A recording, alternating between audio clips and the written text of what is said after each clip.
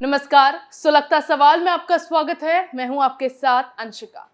बॉलीवुड अभिनेता सुशांत सिंह राजपूत की मौत उनके फैंस के लिए किसी सदमे से कम नहीं थी।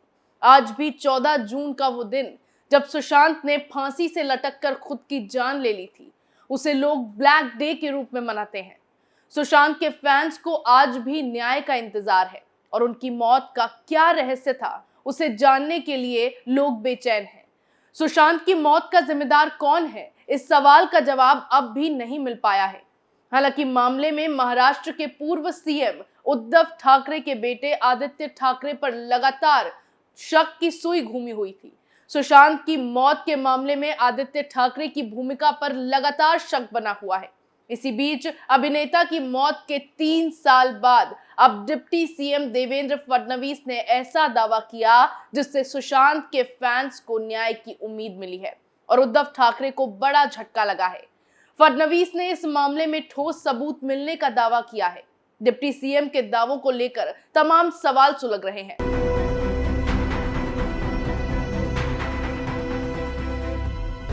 सुशांत सिंह मौत मामले में क्या मिले सबूत? फडणवीस के खुलासे से क्यों बढ़ी उद्धव की टेंशन?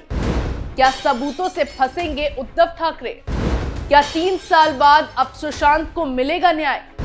क्या अब खुलेगा दिशा सालियान की मौत का रहस्य? ये सवाल इसीलिए सुलग रहे हैं क्योंकि जो खुलासा इस बार महाराष्ट्र डिप्टी सीएम देवेंद्र फडणवीस ने किया है, उससे उद्धव ठाकरे की टेंशन बढ़ गई है। महाराष्ट्र में एक के बाद एक झटकों के बीच फडणवीस के खुलासे से उद्धव और उनके बेटे की नींदें उड़ी हुई हैं। फडणवीस ने सुशांत सिंह राजपूत की मौत के 3 साल बाद इस मामले में बड़ा अपडेट दिया है। फडणवीस ने मामले में ठोस सबूत मिलने का दावा करते हुए बताया है कि सुशांत की मौत मामले में लोगों ने कुछ सबूत पुलिस को सौंपे हैं, जिसमें मामले की जांच में तेजी आने के साथ साथ जल्द नतीजे पर पहुंचने की भी संभावना जताई जा रही है। फिलहाल उनकी विश्वसनीयता की जांच की जा रही है। सबूतों को लेकर बड़ा दावा करते हुए फडणवीस ने साफ किया है कि इस मामले में अभी कुछ भी कहना या निष्कर्ष तक आना जल्दबाजी होगी, लेकिन सबूत इकट्ठा करके इसमें जांच की जा रही है। इसके अलावा उप मुख्यमंत्री देवेंद्र फडणवीस ने दिशा सालियान की मौत मामले पर भी बयान दिया है, जिसमें कहा गया है कि अभी इस मामले में जांच चल रही है और सारा ध्यान सबूतों की प्रामाणिकता जांचने पर है। फडणवीस ने मीडिया से बातचीत में यह साफ किया है कि सुशांत सिंह राजपूत और दिशा सालियान की मौत के मामले में प्रमुखता से सबूत जुटाए जा रहे हैं। जैसे ही सारे सबूत इकट्ठा हो जाएंगे, वो इस मामले को फिर से आगे बढ़ाएंगे। और अपने बयान में अब फडणवीस ने यह भी कहा, पहले से उपलब्ध जानकारी केवल अफवाहों पर आधारित थी। फिर कुछ लोगों ने दावा किया कि उनके पास मामले में ठोस सबूत है। उसके बाद इन लोगों से संपर्क किया गया और पुलिस को सबूत सौंपने के लिए कहा गया। अब इन सबूतों की प्रामाणिकता जांची जा रही है। सुशांत और दिशा के मामले पर बात करने के ही दौरान डिप्टी सीएम ने पालघर में हुई साधुओं की हत्या पर भी बात रखी। उन्होंने बताया कि यह मामला अब भी कोर्ट में है।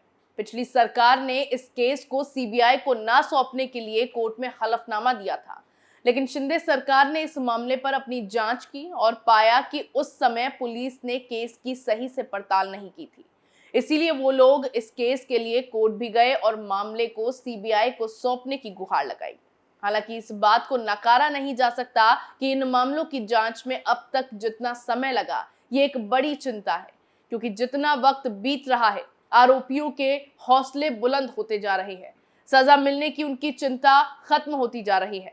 न्याय की उम्मीद लेकर बैठे सुशांत के फैंस ना तो पुलिस पर भरोसा कर पा रहे हैं, ना ही सरकार से न्याय की उम्मीद लगा पा रहे हैं, क्योंकि जैसे जैसे टाइम बीतता जा रहा है, आरोपी की ओर से सबूत मिटाने की संभावना भी बढ़ती जा रही है। इस बात में कोई दो राय नहीं है कि मामले की जांच में देरी के कारण आरोपी न सिर्फ सबूतों के साथ छेड़छाड़ कर सकता है, बल्कि उन्हें नष्ट भी कर सकता है या फिर उनकी वैल्यू खत्म हो सकती है।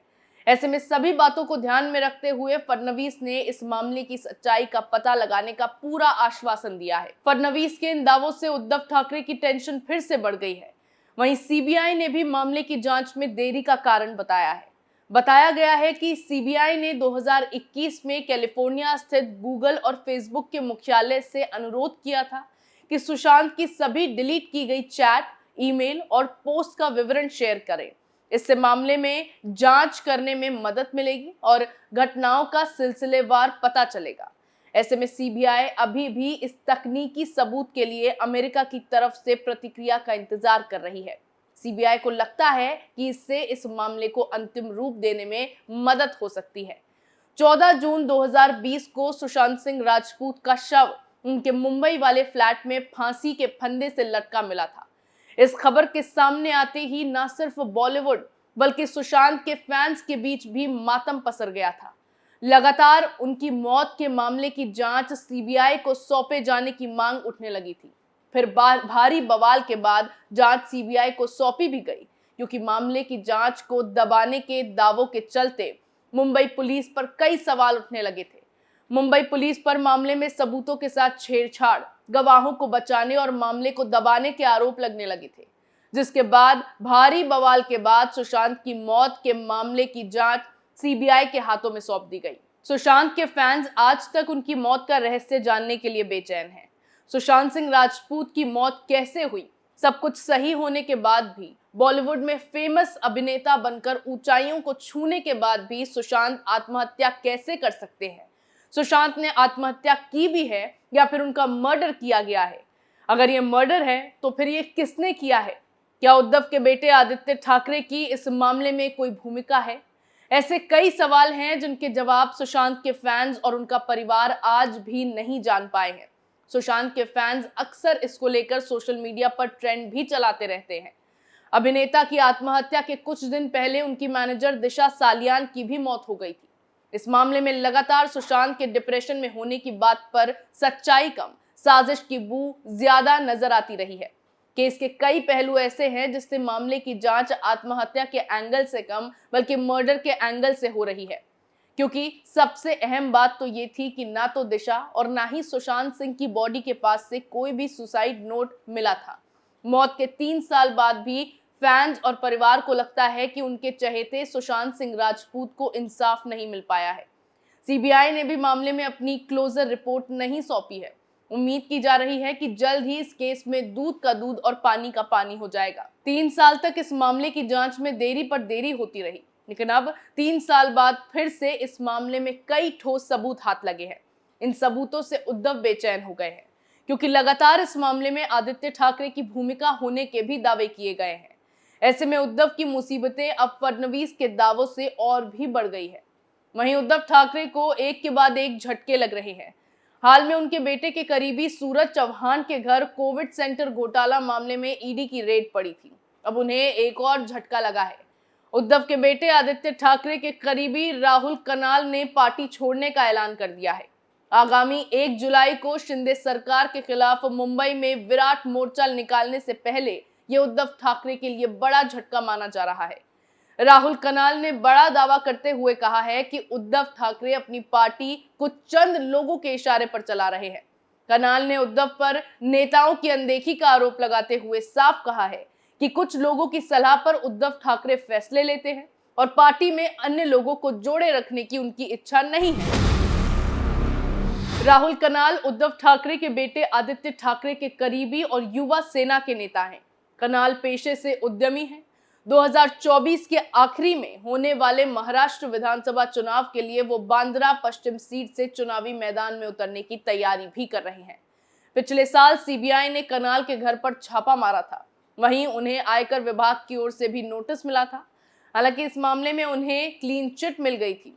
राहुल कनाल आई लव फाउंडेशन नाम का सामाजिक संगठन भी चलाते हैं।